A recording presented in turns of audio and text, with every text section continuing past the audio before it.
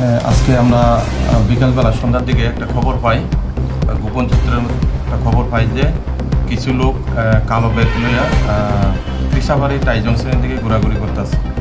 তো এই খবর পাই আমরা আমাদের স্টাফ অফিসাররা সাথে সাথে যায় এবং এখানে গিয়ে কিছু লোক দুইজন লোকের ডিটেইন করি, ব্যাগ সহ, কালো ব্যাগ সহ।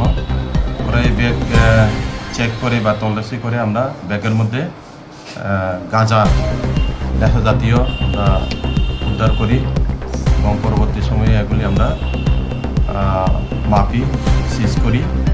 সিজ করার সময় একজনের কাছ থেকে আমরা 8 কেজি 900 গ্রাম পাই, আর একটা 9 কেজি। দুইজনকে আমরা ডিটেইন করি।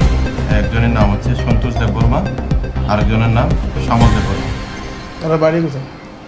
সন্তোষ দেববর্মার বাড়ি হচ্ছে রাধাপুর থানার আন্ডারে গোয়াচরণপাড়া, আর শ্যামল দেববর্মার বাড়ি বিনা কোবরা মান্দাই থানার আন্ডারে। যে গাঁজাগুলো ধরছেন বাজার মূল্য কত? বাজার মূল্য তো এটার তো অ্যাকচুয়ালি বাজার মূল্য নাই, তো কালো বাজার মূল্য ধরেন কেজিতে যদি এমন 15,000 20,000 করে ধরা হয়, তো এভাবেই রেটটা আসবে।